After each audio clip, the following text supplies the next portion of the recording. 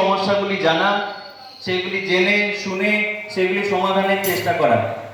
তাই কৃষ্ণগঞ্জের প্রবীণ অধিবাসীদের অনুরোধ করছি, এই অনুষ্ঠান আপনাদের জন্য, এই মঞ্চ আপনাদের জন্য, হসলা শ্রদ্ধা আপনাদের জন্য।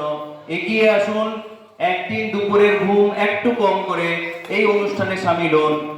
এই অনুষ্ঠানে থাকছে প্রবীণদের গান, আবৃত্তি, গীতা নিয়ে আলোচনা, দেখানো হবে কিভাবে শরীর এবং মন ভালো করা যেতে পারে ছোটখাটো থেরাপির মাধ্যমে।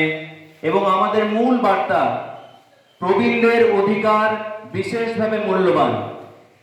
সংবিধান অনুযায়ী প্রতিটি প্রবীণের বিশেষ অধিকার প্রাপ্য।